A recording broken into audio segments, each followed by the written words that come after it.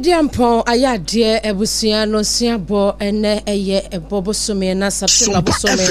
ne da etoso aduno enwotwe anopa no sia ebremu kase a yato din na nakejesi no sia ebremu kase ene yesi adwa yade esomwo ebusua yenyama mu nyina mo achen ensemo ena anopa yi didi wuntua efiri sompa 106.5 FM wa ejin ho sekireme na wasante mantemu no so yesompa 93.1 Kumasi Aiko FM 100.9 Kumasi, Adamfopa Radio, Ebutu Paris, France, Abuchimemo, Afe Takwa Ayasompa 101.1, Takwa Di Yasompa 103.3, Techiman Yasompo 106.1, Sunyani Yasompa 98.9, and Kranza Ayasompa 90.7. Afe Domaso Enen Impotamo Yasompa 101.3, Mankesim Nenen Kwado, Aya Kingdom 106.1. Udi Kodano, baby FM stations up Piankomano Eguno, Sompa 106.5 FM Yeshalai, na what's ye Udi Kodano eso, one san Kayenya, na Warescani Udi Kodano,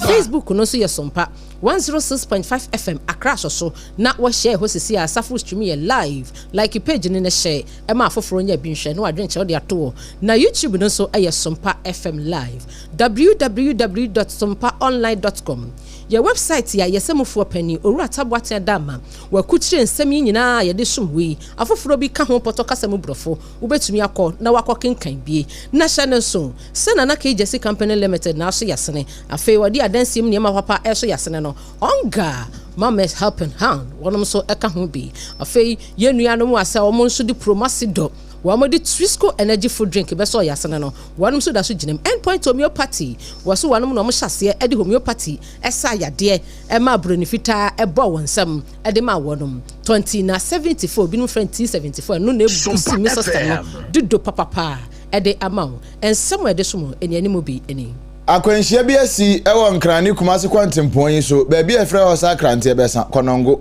yedi mu nsem obrewo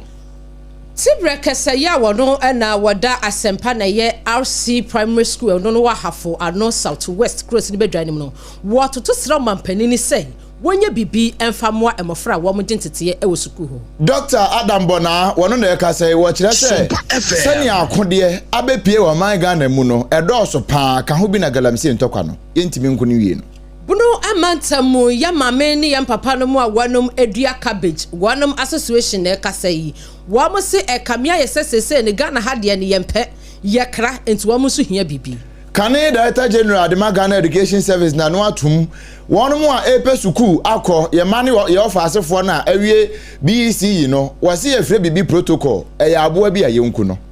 Yede kaseba kopiemu ewan kranza na National Ambulance Service wanom identity yasronko akoma adehia wanom ewo fiaso MA Primary School said wanom ensam ekoye no bibi etechiri yebekọ amanone na India and yebekọ akogina political campaign rallies ahodo ya ayekoso nipa afamu ahwere wo nkwa no echenkuri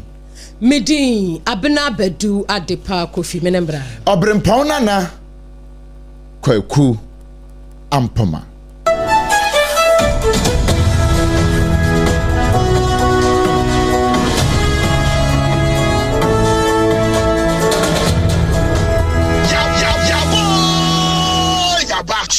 Sompa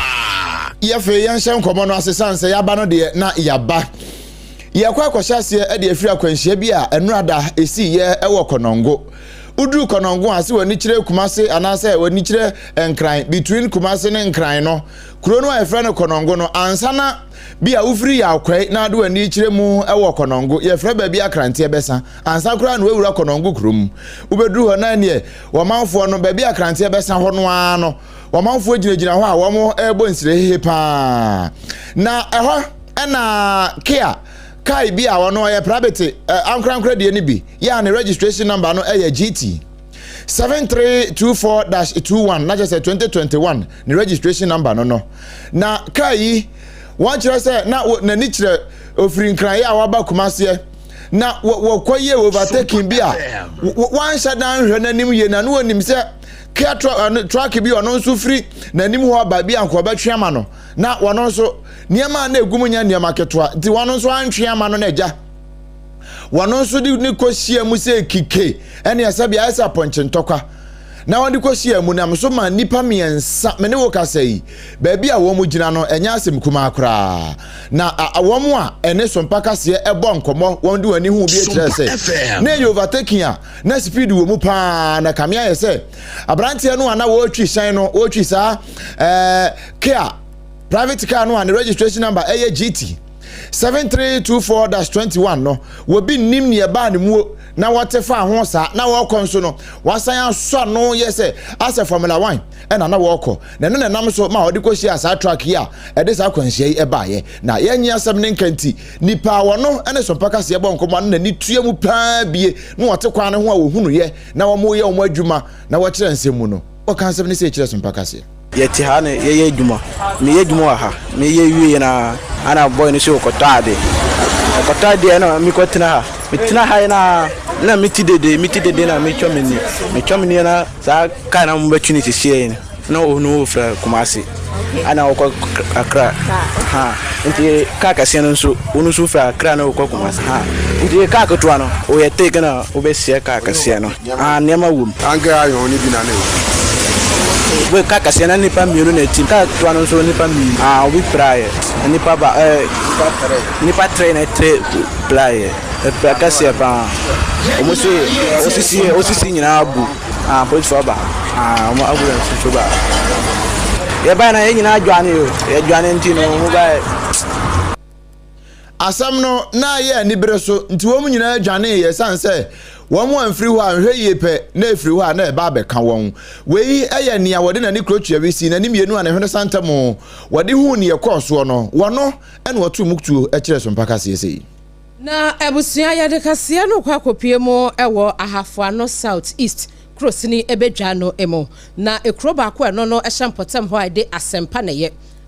na ye RC primary school emu akyerɛkyerɛfoɔ tibrekesa wotua no ene kasa yi wɔse efi sɛ Yesu Kristo kura ebeba asase so abia bɛhyɛ ade bo ase no na school dan yi na wanum wasi na nkonwa egum afei wanum black box wa wanum trotro so nyina na da so wom besi sabre ya me no kasa yi renovation bia enkoso entinu pie asempa na ye RC primary school a eno no ewo hafo no south east cross ni bedwa ni mu a wanum kyerɛ sɛ school no atetia pansam ubesu o sɛ de school ne pa eshuga aya na mobo emeburu no ekyerɛ mu sɛ wo mokora na ye wo mafa mu bia sɛ de ombetumi aya ho bibi enso emfoi na wanum kyerɛ mu sɛ sesei awofo ne ahwefo a wanum ma ewo school ho eje nteteye no emofra ne be school anu amu sugu yo yam esan sɛ school no amokwatrem na dan no amokwatrem kra ne enhyeda enhye nkran tibire kesa ya wono otua school ya no eye owura Asante Emmanuel wani amani boni Ebenezer owusu ansa edi nkomo ekyekye mu sebio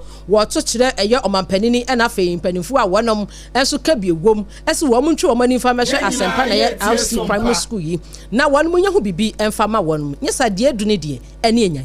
de ka ho asem ye classrooms no wo hwe hafano south east high school ba ko a so paye asampa na ye RC primary no wo population paye school ne double stream na we say de enema ni bi wo ho ye community na boa bi but ye duro no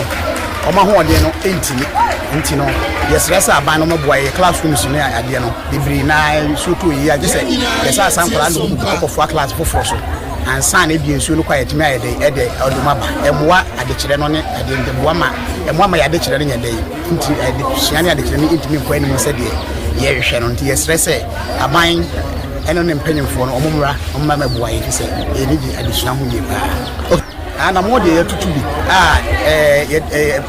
fanse kokwa education the office one me ade ye security supervisor with me aba me na akọ rounds am na hwehwe atwetwe ho ne letters bibi nenso hwehwe animu a ema anti yes stress e pese take this opportunity they are appealing to the government to come to ebusia se wo hye wo Facebook ne so asompa 106.5 FM uhusuku ya ye ka ho asemi eye not kora sede ensuo ahohoro dan na se nyina dan no we ne betimi akasa akonkon ho se wate ase enti no wei awofo ane ahwefo akora no wo musuru gugem se mofra no kwatena dan bi enti se mu a na kire se wonom eda wo mo na kopem se mofra no bepon abedu fie asomdue mu asempa na ye RC primary school no na tibire kese ya wono kasa ye eye owura Asante Emmanuel no achi no adesuafo bi a wonom so ewo suku ho ene yamani boni Ebenezer owusu ansa edi enkomo yi Yes, good, I say, so this is the free service and you educate. You have a consonant for Chaka. You never plan your textbooks in your mouth. The baby, I need a textbook, every boy, a slab by Sabine, my yet I solo club. Your baby, I bought a bit in my Philippa by the time. It's a slab by Sabine, and in short of price, a free class for other class. She is rabbi some class me.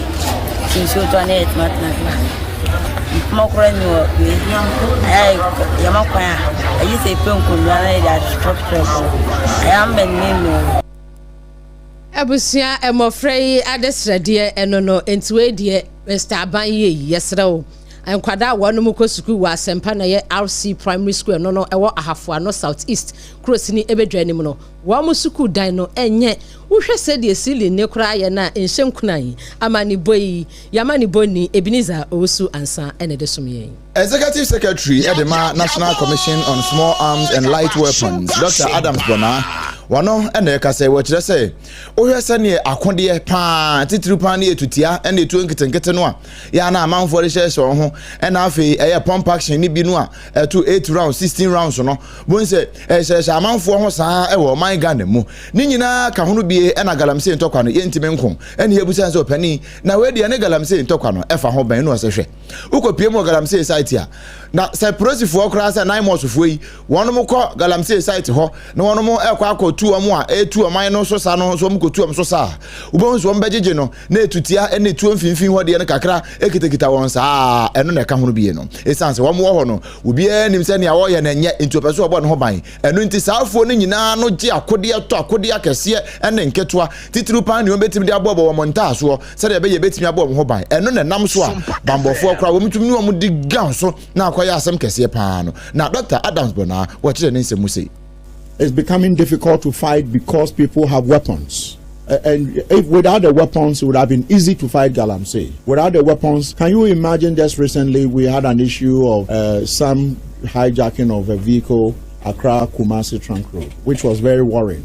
And you can say for a very long time, not much has been done in the area of making sure these things, we nip them in the bud. But since I took over together with the team and government, fortunately, the president is 100% in support of what we are doing. My minister, Honorable Mutaka Mubarak, who is a son of this soil, you know, a proud son of this soil, 100% in support of what we are doing, is giving us some resources we need to do this, you know, to ensure that if we can fight gun violence and gun racketing in Ashanti region.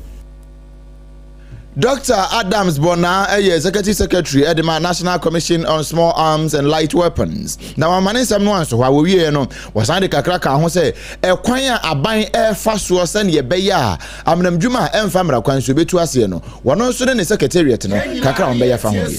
Not so far, you know, future, you are going to hear a big announcement either coming from His Excellency the President or the Honorable himself with how we are going to deal with this. I don't want to something significant. We haven't done that for probably, I'm sure in the next week or two, there's going to be a significant statement made by either the President himself, His Excellency the President, or with regards to tackling gun violence in this country. Something important is going to. Executive Secretary Edema National Commission on Small Arms and Light Weapons, Dr. Adams Bona, Abusia wasugusu a wutie SOMPA 106.5 FM kasiye ena no pe ya to din na KJC Company Limited kasiye na yanto ansam no so ewo ensam fofromu ebono emantemu eho ene ye di ensami edru ye maame ene ye nuanom a wonom edua eye vegetables bi etese cabbage ene carrot mo ene de keka ho no wonom kabomuku ewo ebono emantemu ena wonom kasai wom sei nansan eniema enkoyie emfa ma wonom wom se wom besam wom mufifire kakra wonum beto nkyene ade akopro wonum ampesie hu adie no wonum timi di tonduro ekopa ayibadefo anasapafo emom kodo womumfuo ni nyina ase mekira wom vegetables no ekodose na wonum wawie na wasa wonum de ba adwaso no na adane buachi bidin wobekwa ne yese ye pemoroko de obekwa ni yes ye pe Burkina de obekwa yes ye pe hehe de asa de Ghana de hye ne sebi o ya ne ankasa no ya ho atamfo bi sei no wo mo ha sei na wan mu dua ya ne ankasa de local ones no ye pe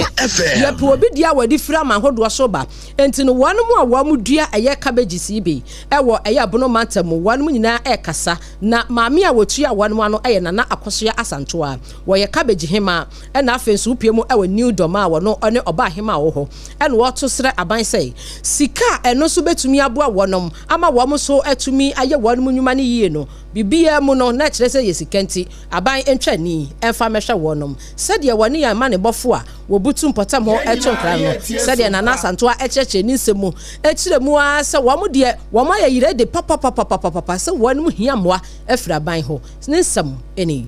ba se carrot seed no konko ketu akra ye 100 series ebia lipa no onya na wanya 1000 akoto abedua enti ye hawo ne se nka ye besere se abanya na mpanyimfo anji wo obi ama ye bi sa da kofi vinyo ene ke badu agrochemist ba 4 years ni o ma ye lettuce aba green pepper o mudua ye ma niam ni nyina ye fu wo sunyan ha se ye akuafo ni nya bi no eho aye de enti ye besere se mpanyimfo no nkoye moa no mama akuafo ni ska se be ye on betim de adua atosode ye be sense wo dia season no carrot aba cabbage aba green pepper aba tomatoes enkunuma seed bia wo se ye dua aye atosode no omo de ma ye nkura no ma ye ska ya nkasa ye de ahode ne asase ebedua sa ne manti ehia aba na ye de bedua we die tie drobejiwa atrema Oba hima wakasa ye cabbage hima wasanso new doma oba hima nana akosia asantoa enu achi no enu achire mu se wanum ebetumi aboa na empanimfo mboa wanum na warehouse bi a se wanum di eni atosode no efri eye efomu anasa fam hon mo ba won benya baabi edi agunu o matimi a preserve na ensei eno so na disrede eni se obesi warehouse amaye ye Cote d'Ivoire ya business nti ye tutu kwan ekwa ama so Cote d'Ivoire sesi a cabbage bi a hye cold room be 10 years da so wo a ense ye sese Ghana ye ni bi nti watermelon sese ebu enso ye ni cold room ba bia ye de be kwa kogu se ye nanka ye abana boa ye nanka sunwan tachima bleku ye wosa cold room nanka watermelon ebu ni e de kogu o ebe ma tem bia no aduane ne bebu so ama nti ebe sra ban se onde oboye sa kwan no so no si sa akradan na ma akuafo ne de aye ne beje ho pa na wonom abo wonsam ede ama ban wo mu wi a wo makase aban nyame nhira wo ya maame no mu a wonom edua cabbage ene atosode ewo ebono emantam wonom association no oba pani a woda no nana akosoya asantoa wono ene kasa ye ebusua nana KJC company limited wose yense se wonom eton adansie ne ma cement iron rod eba no roofing sheet ahodo eba no eye nails metre enadoa open satia kwa baako ekosin satia kwa bese 150,000 ni nyina ebi ewo nana KJC company limited na ose yanka nkyere se se de wo mo ewo suehunu ewo adansie ene matom no se oya brante oya ketesi aya akokorafe na woto asase a brano am ne wontena se na from foundation na kosi se ye be board dinosaur ama no wo mo ma education ene ma wo behia enye cement bia ene de lay foundation ye cement bia ene de twa blocks so anhwe yi a na wo dan no wasi mansion pass wo enso no na eni stamina yes I want to be kitu abi etimi dwurigu eye nana KJC company limited ye kan fo na no pay e de ama wo no wako na wakwa gentete ye fa dansie ene ma papa ebeboa dache ho na adwuma panti abasobopi na na wagye matam dunsie ne nyina ba bia ye ho enkran ne kumasefo mbetumi afre yen e wo 0204 355 040 0204 355 040 no was saving number ne set nana KJC company limited na wanu mu a wo mo hyase anasa ya sabia wonom hyase edi homeopathy esa ya de ema broni fita etwa wonom puse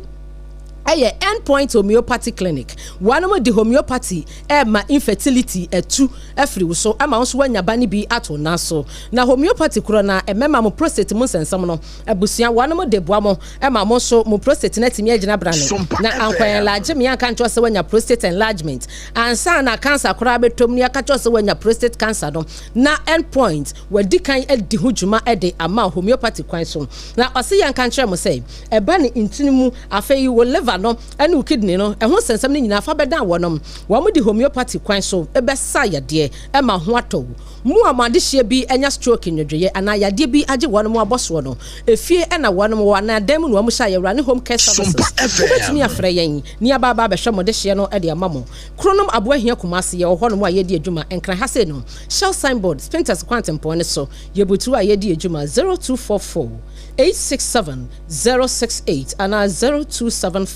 0274-234-321. Massaging any physiotherapy ni nyina so ebi ekoso eho. Ebusuan se ye nuane mu asese no. Wadom ebe kwa suku SHS wine fo ni nyina eye Trisco energy food drink ene edugu wa mo cha box na na so wa mo trunk ni mo ede ama won mo akọ sese ni de ye ha ye ho nya fe na akoto we babaka uko adwa so awusu Trisco eno na enei emofra wa mko SHS wine no nyame aduma next month wa mko ni nyina ye Trisco energy food drink ene wa mo de ko wadom ese sedie sese no ho aye edine no ama edwa so sedie obi akọ enu edini no de ko edini no de ko nti to de entem na ansan enyaw eye Trisco energy food drink such at once ne bo anya din wanom te ba ko sei e wodwa so a eye 2 Ghana cedis for your pocket ye wakan wo honso a ne bo no enya dine enti mo mani ko suku sei no monto bi ma wanom anopa breakfast obebo e bi anwumere wakwa dan na ba na aduane na so na sa no wo twa Trisco wa ye ne se tenkon no ade atua guna wana amia akodai eye Trisco energy food drink ebusia ena 14 e wominity no e ma hoden se enu a any beverage ya efie bia obia efa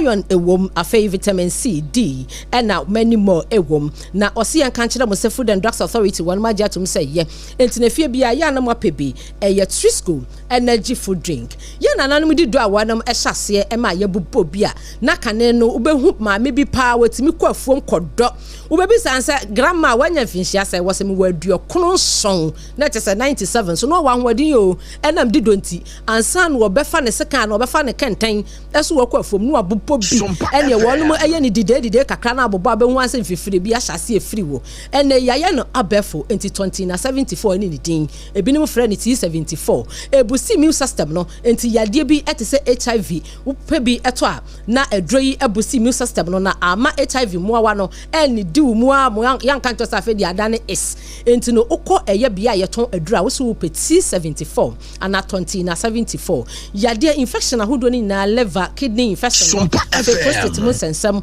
wa home no sebio aya na emobon enka kakra ewom eye T74 adroyi ene beboa osa na wonso wapebi ema na mu bum nsa de bia monkwa ne manim etwa ono wunya T74 yi bia adabi beba normal ubefro nso yie enya sabketwa ewabi ho ma ye krankro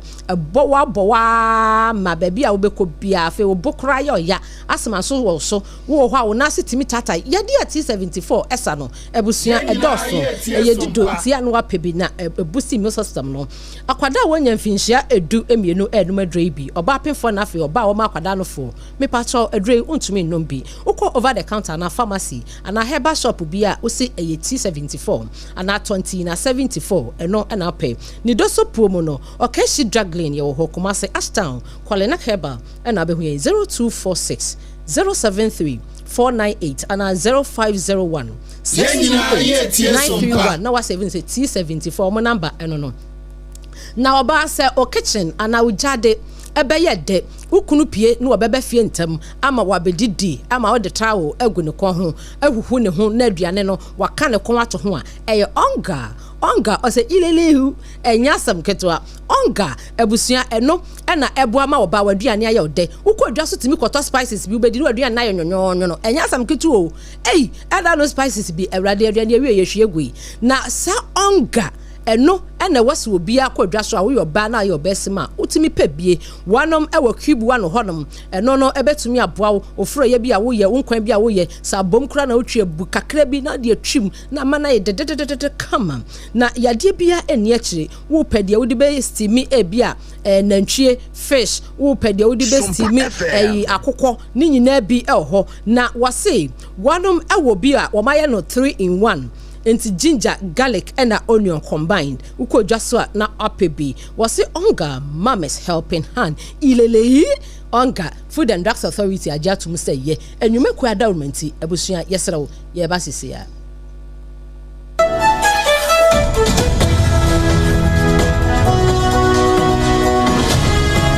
SOMPA FM.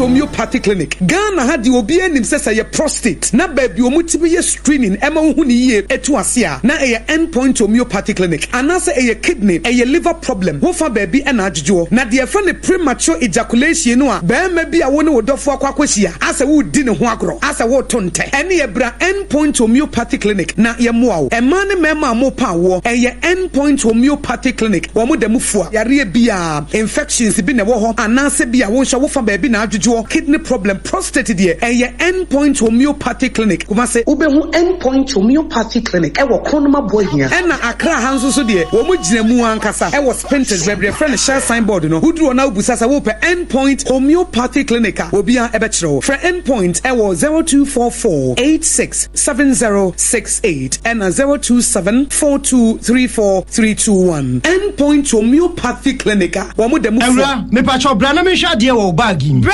aden enen so biem time heba me hye ya me ka se yi ba akun ani wayi me yensen bra sanya time heba me hye esia jimi ni me fiefo enya dia ba ko ebeso yen we dia udi se ofa ni nyina time heba me hye me ka se me di one dance ya heaven ene de me kwa akopie enti se malaria we draw ne time heba mixture enye enunku o die nanum ato a wontimi ani die no time heba mixture duro no ene ye ma o oba a wafa afuro die o ma akwada nofo ene akwada woni mfie dumienu entimi num aduro yi bi se obeto aduro yi bi anoma hwe se wakọ hospital anase lab am ye hu se wo atridie malaria yi bi ansa se opetam heba mixture enu dudu atu a fo ani kire KNG Herbal Center ewo Emrom Abidjan House ana ba akoso wo atonsu Monaco Junction eno echi obenya bi atowo over the counter medicine sellers any herbal shop dodo na emu pre 0244417669 kayo set time no TIME time herbal mixture afi malaria fever bi adani ziba ewo munu betu akọ FDA agi adwade nkratoa yi atu na fa na moko Yeko ye train wa garden ni na me pray ne mama javelin oh sa na plate no so mama enye plate eye discus ye training every say ye bese ye inkunim difo mo asemunim say ansa na mo bedi inkunim no mo hia hodin bebre say ye chocolate taste ni tunchen a ene fota e wo sweet communukra energy boosting vitamins ni minerals a e bo kunim difo Semwa mama ye dase me mo freya pomudi hu hear me Twisco power your dreams FDA agi edwede nkrato yato tontonte yenum nsane e fa adwen ne e fa adwen ampa say na nim say bre bi beba ama tonti na 74 opa ye ne simple T74 abeye aduru tonti na 74 ana T74 asa twe ya dwene asina nanom dodo so say de na dodo bua ma nanom enyare basabasa no saa na tonti na 74 ana T74 ebu nipadua no ema immune support enti obi onum bie no abre bia ne ho denden tonti na 74 yinso yaye no se nsuo krokro wa kama enti ba bia wonam bia obetimi de wade akọ samene wa ankefi na kroi eda no nko na wie ye wa bra mennom T74 samennom tonti na 74 menya hoɔden mennom ne da bia T74 yi eye hahama ene ye de aye na DHC ena aframa na ye kama saa no T74 ahoɔden ni apomuden ko a wokɔ pharmacy ana ba bia to no bia ubenya tonti na 74 yi bia to T74 yi enye ma oba wa fa afuro ana obi a ɔma nufuo ana se obi a onya mfie du eto phone 05016289931 and 0246073498 FDA agi adwade nkrato yi atom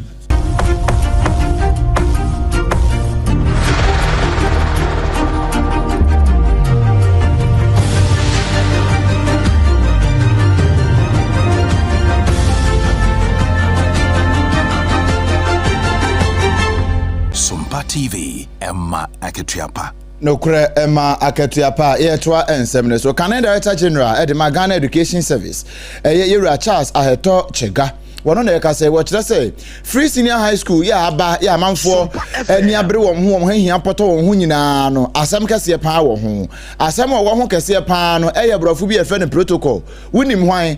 na nim wo ko hunu nipa asumasi na we mu a na we nso mu a no eno na ka ho bia e ma free senior high school eni empo enkwada no a ekọ nyina no eya na asem kase pa ewo mu no na wo kire se saade no a ewo ho no senka ya aboa bia saaboa no animanim ya ena senka ne etuo bio sese kan bi ne ade be wona kunu ni a wona kunu na nka timi aboa ama wo mu a ekọ school no wo mu hahia apoto wo no nyina eto atimi atwafe wo sande ba akoto akire ka se saa ne ye frɛ no computerized school selection placement system CSSPS no eno kura de ansa na ban kura de beba mpo no na enu emu dead on arrival chesanhye ya na yeso mo ye nyina no nya de o mutibi ye nam so ena ka ho bia ama wo mo nhyɛ da nigidie wo mu ema nam so ama obi a na wakwa akwa headmaster obi a na wakwa akwa teacher ni bi so wo mo ano no eno nti be ya aban hwe bu mienu na won fa ne aka emra sa ne ye be ye betimi aboa na nkoda no suku o mo kɔ no asomdwe fan ebetumi aba fe ye mfa nsɛm no enkopie mu ewo amanone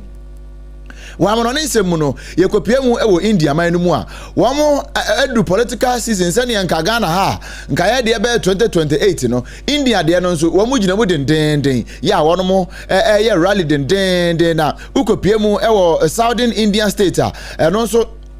ewon potam ho no ba bi e friends Tamil Nadu one more state officials no e de abeto je kire se enipa be se aduasa ensia 36 a enkoda ene ma eka ho no bie wo mu nyina to ananom ewo ensia do ni nyina ye political rally ya ekoso ewon potam ho a titiripa eye Karel district ya eho no pani ba ko a wono no na wo yesinitwani ya wo sinitwam na ye say de wa ba be amanwani a ye frɛ no sɛ VJ wono wo ye ne campaign nye nipa dodo abape so a wo mu nyina pɛ so mu ko hunu ko ti na mu nsɛm no ɛno na nam so a ye si kyɛ sɛ tsunami bi asi mfimfini ho ma kyɛ sɛ anya asɛm kuma amanfo tietia amanfo so a ayakɔfa asɛm pa ɛde abɛno nam so ɛma Tamil Nadu chief minister ya wono ye frɛ no MK Stalin wo de abeto kyɛ sɛ nipa ya eprepra nkwa no enye nipa ketwa meni wo ka sɛ ye PM and as a prime minister here oho Narendra Modi enso akotra de ato Twitter tweet ne so X ho echese saade we ya aba no de ya de ebokuro pa eno nti wo mu nyina kasa de atia na emom wo mu ka de akyra manyofo ne se wo mu campaign ya wo mo ye no ya wo mu fa bambosem enyiri pa Abusia yenyina yeso na no sia bremu kase a yede so mu free sompa wa hanin sia achipo enum kasa fidie so no yemu ni kom se pen afei eno waso afidie a ensem wa yedidi wontua anopa bi ne sei tibre kase ya wono eno da asempa na ye RC primary school no ewo ahafo ano south east cross ni bedwanem etoto sra ban eni panifo a wo ka bi wo mu se adesuafo no ebre esanse school dan no achia ne pa wo mu ni eniema eni akade pi ewo school ho no mu a ema adesua wo no musua no eka ensensemo ebinizo wusu ansa ede sumye sanso ena ye ko konongo bro no ba ko efre osa krante be sa kwanhia bi asi ho ma nipa miensa eprepra ho no ye de munsem ebrewo Ebunu mantam nso no ye nuanom a wo mo edua eya atosode metre vegetables wo no wanam akasa oba hema wo no ejina wanum nyina nem na akoso ya asantoa echire mu se wo mo hia sika afei enuaba ne bia wo betumi edua ama aboa esanse sese no ekamia ye se foreign ones no eya adominity e wo mayim ye kwa amano ne India mamu VJ wono nanko yesinitwani ye wo sinitwam wafiri wa baba ya manwani ne campaign ya wo ye nipa dua samiensa wo mafo mahwere wo monkwa Nana KJC Company Limited as a dankoma wono mo de adansi ne maso yasene endpoint homeopathy was a homeopathy kwan so ebetu yade na se e de amount fiscal energy food drink promoted of one de aba aya no apedia bo 2074 e didra se say no eno na ebusi immune system no etu yade ase na ebusua yi sompa obi bus na no fiada no na yede kopie mo ewo eye dome market yeda ye sponsors ni nyina se mo a mo be so yasene